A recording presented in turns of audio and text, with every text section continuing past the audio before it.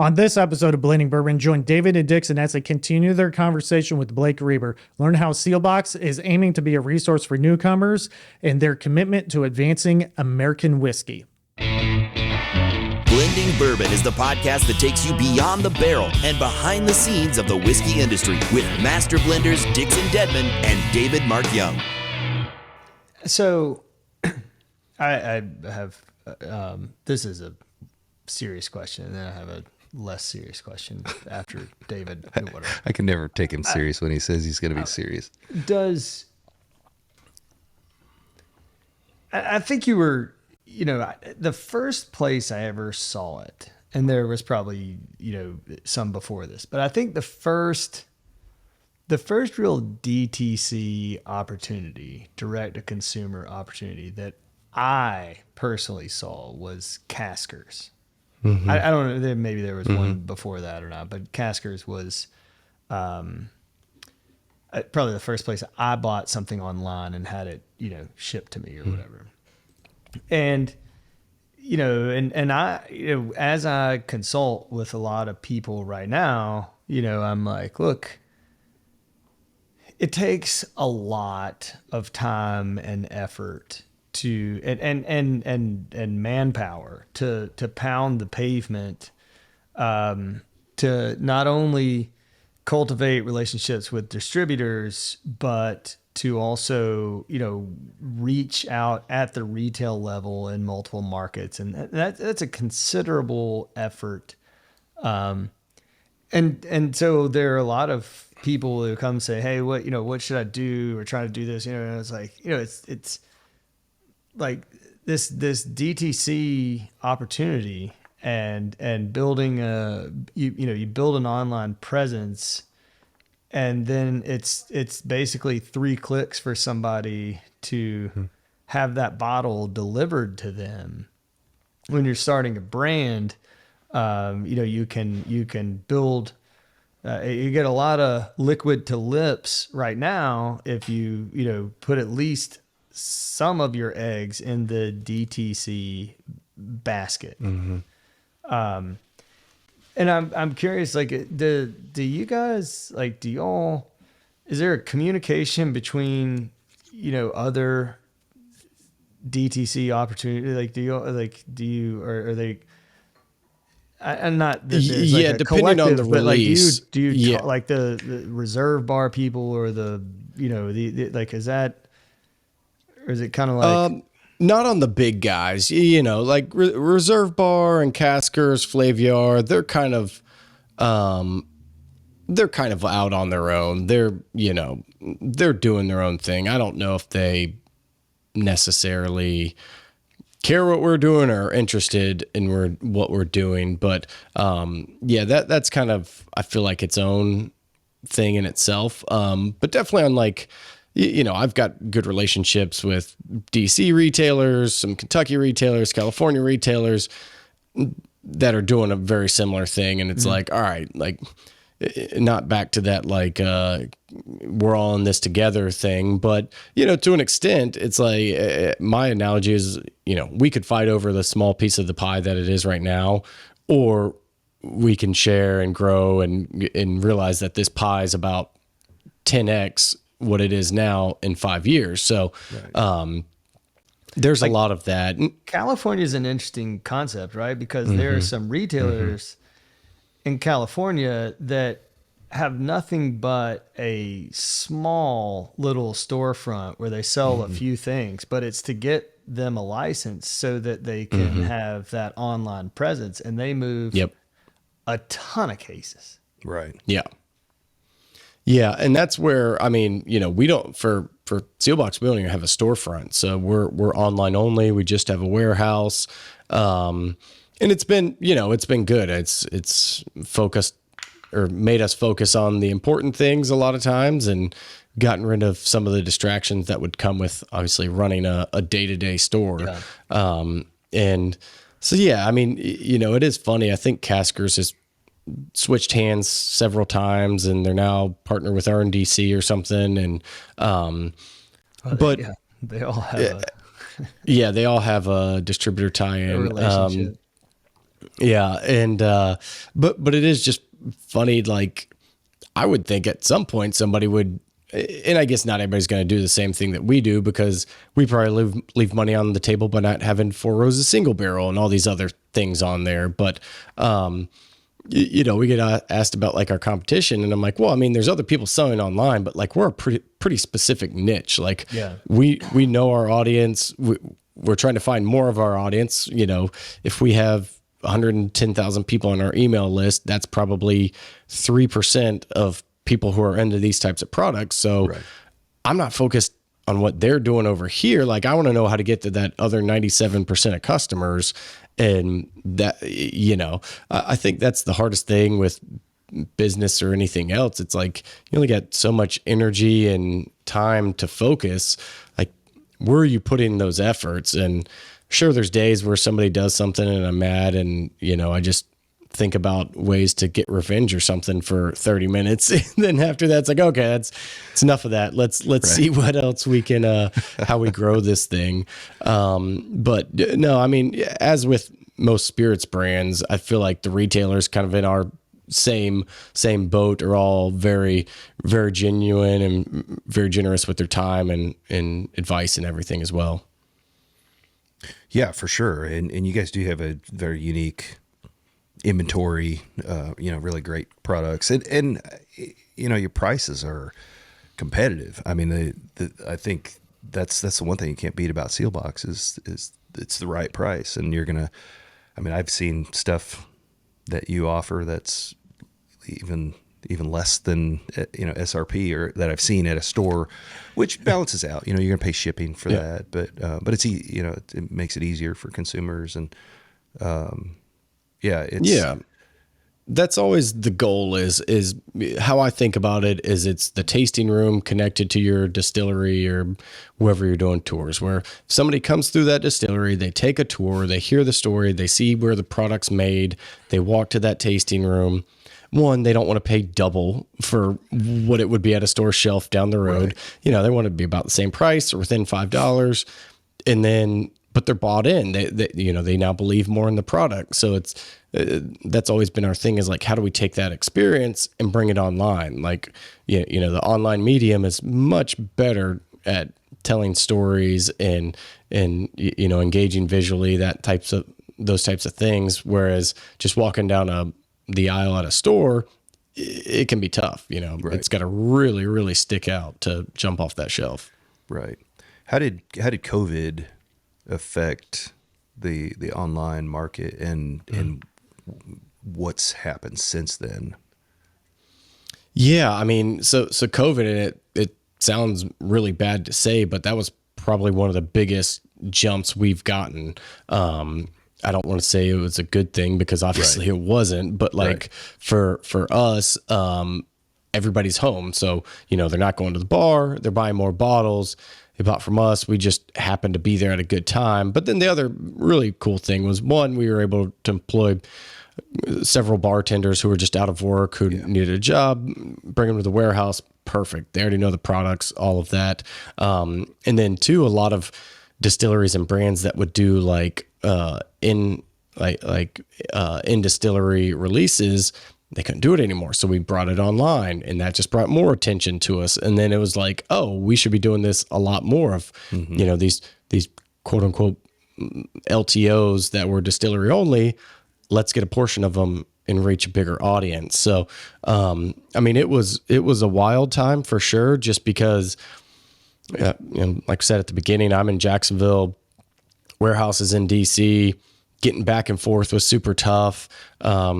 At one point they were like not letting people out of the city if you visited, and it was like you had to quarantine for 14 days or something. I'm thinking, if I go up to DC and have to stay there for 14 days, I will come back to divorce papers. Like, I won't come back to a warm welcome. It's like, oh, let me get this straight. You're stuck in a hotel with, a warehouse of bourbon down the street, and you're not coming back for 14 days. Perfect.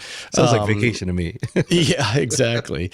But I think it probably gave us a lot of really cool brands as well, just because that focus became more online. And I know I was talking to the people at Discus, and they even said, like, 3-4 years ago, the only people really pushing them for DTC and more shipping regulations, all that was the smaller guys, as craft guys. And now everybody wants it. You know, I think Beam rolled out some stuff for a little while, maybe with the Maker's Mark side, but you know, you see more and more of the bigger brands, and it just goes to show, like, hey, what we're really protecting here with some of these shipping laws is not consumer health. It's Right.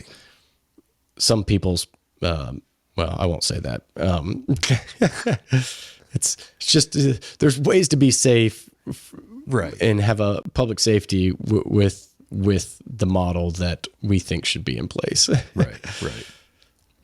So has that increased or decreased since then? I mean, it's, you know, we're a couple of years out. So, it's hard to say, because essentially we've about doubled every year since we started, and That's COVID great. definitely sparked that up. And so, you know, we won't be doubled this year, but we'll be up still, 40-50%.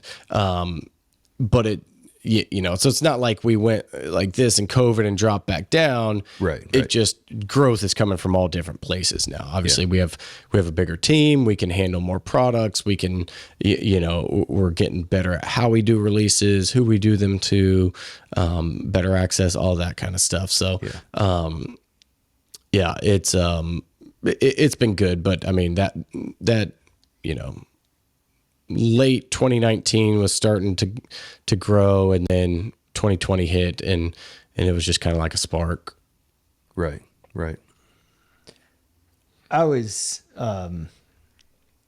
every time I think, every time I hear your name, every time I hear Seelbach, I associate you with, I think, one of, if not the coolest events I ever was able to participate in my time in Bourbon. And, a friend of ours put together this event in Northern Kentucky. And he's a friend of mine, known him a long time, knew he was doing something special.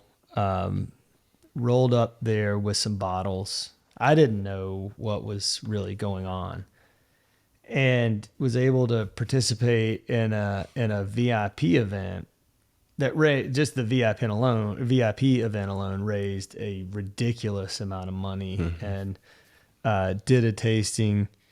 It was Four Roses, and then Julian Van Winkle, and then Dixon Deadman with Kentucky Owl stuff. And then they're like, okay, we go down to the main event. And he said, hey, we got Blake Reber here moderating. He's like, have you met him? He's Bourboner. And I was like, oh my gosh, yes. And I think I actually remember you telling me that, like, yeah, I've got an early flight home because my wife is going to give birth probably tomorrow to one of our children. If I'm right about that, right? I mean, it was really, this makes me sound really bad. She was, looking back now, she was like 3 weeks out. So, well, I mean, it was 3-4 weeks out, but probably She's didn't need 5 to. centimeters dilated. yeah. But that lineup was more than worth it. And then, which I never forget, you're up there kind of like moderating this event, and I just stand in the back, and it was one of those situations where everybody they had, I mean, so much whiskey on these tables, and that's when everybody's like, I want you to try this. Hey, I brought this, try this, whatever. And you did a fantastic job of kind of starting the auction, and then they brought the lady from the charity up there on the stage, and she was talking about this Dragonfly Foundation in Cincinnati, and this foundation raises money and supports families who have a child going through cancer. And they, talk about how they buy diapers for the other children, or, you know, I don't know, figure out how to get them to and from school, support them, groceries, all of this stuff.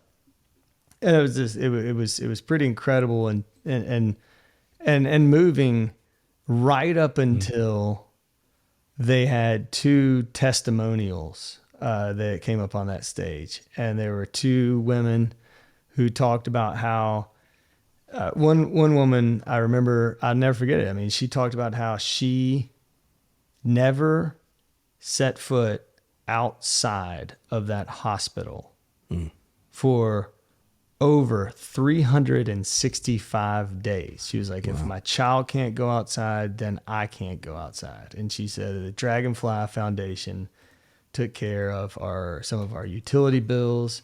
They took care of, I mean,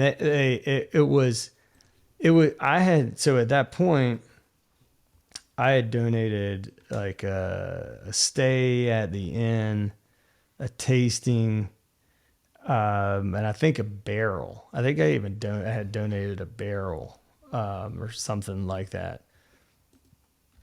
And I remember, you know, you went through this and we got the auction, and these things are going for crazy money. I mean, there was not a dry eye in the house. I was gonna say, I think we both walked off and were like, "Well, wasn't planning on crying tonight at the bourbon tasting, but geez." And Blake is kind of trying to wrap this up, and I, you know, that, which was an incredible. And I went up there and I said, "You know what?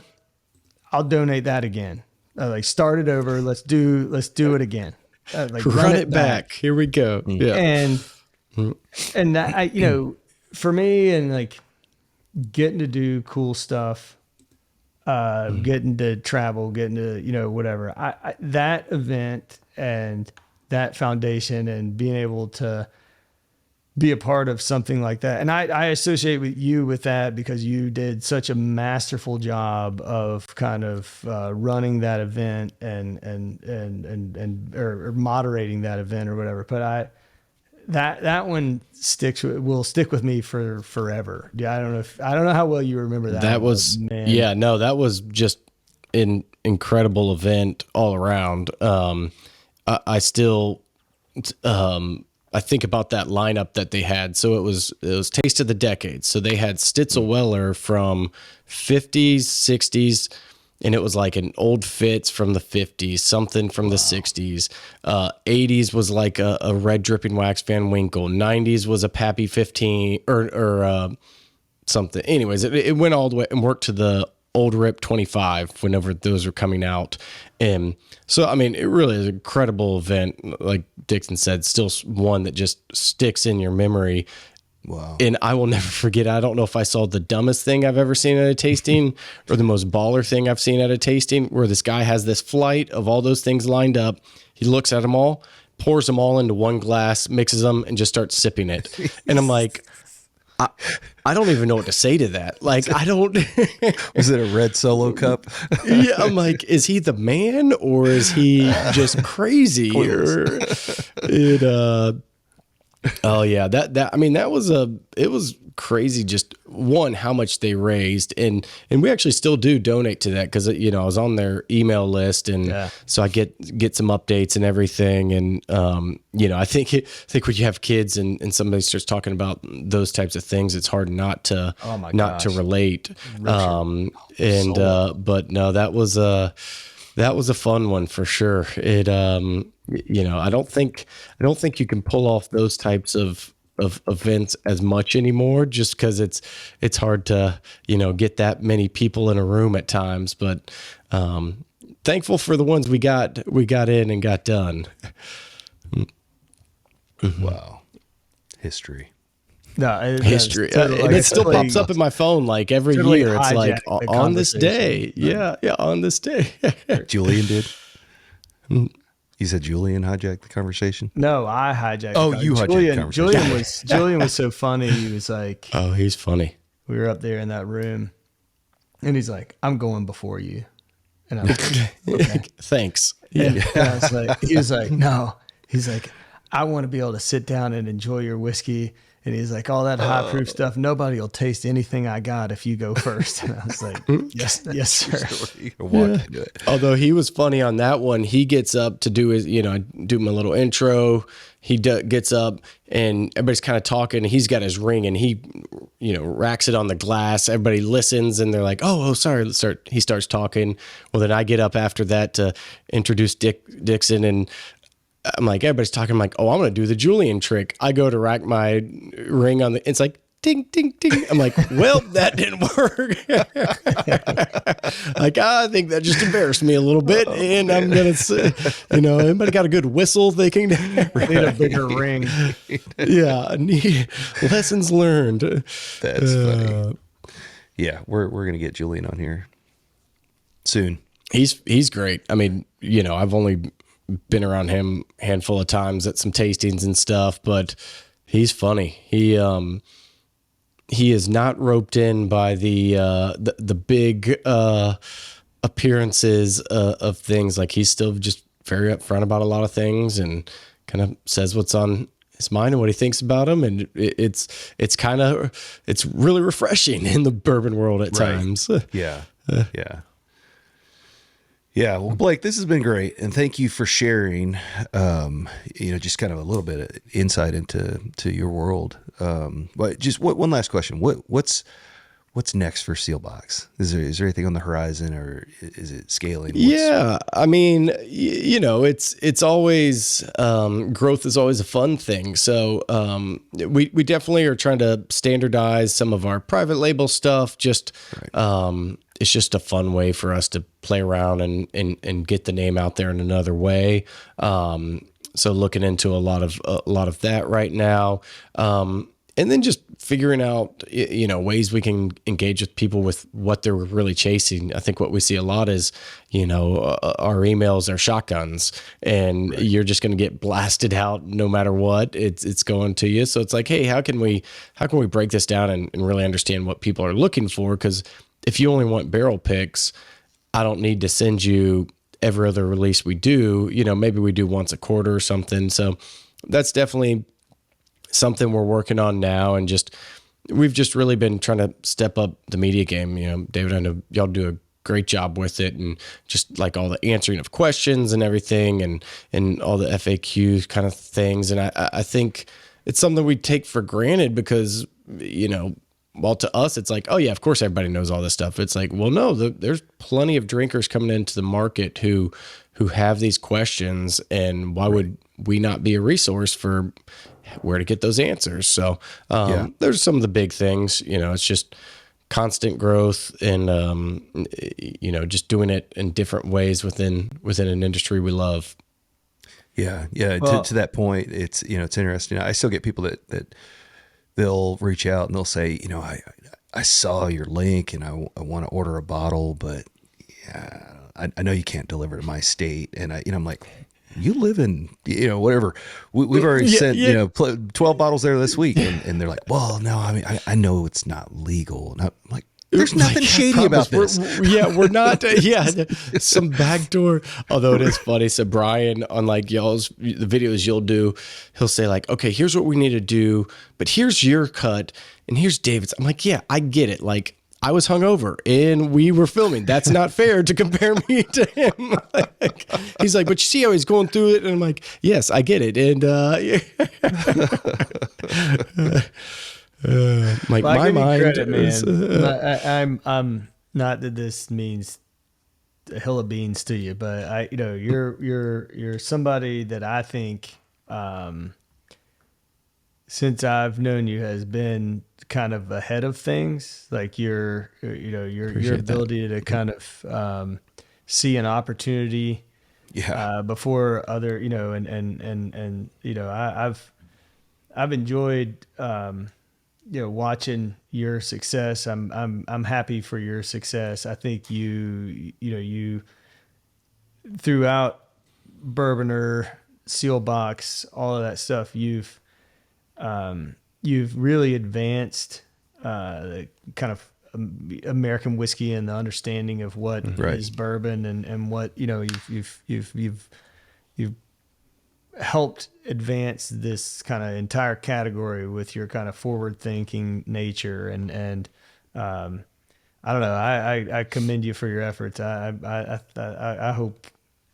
I don't know. I'm glad to know you're kicking ass and taking names, and I hope it continues. In spades. I appreciate it. Thank you. Yeah, thanks for joining us again, Blake. Really appreciate it. Would love to have you back again in the future, kind of check in with you. And, but in the meantime, enjoy the rest of your week. And we're going to close this out. Thanks for having me on. I appreciate it. Thanks, everybody. Don't forget to like, share, subscribe, and follow. Until next time, from Dixon and I, we'll see y'all. Cheers.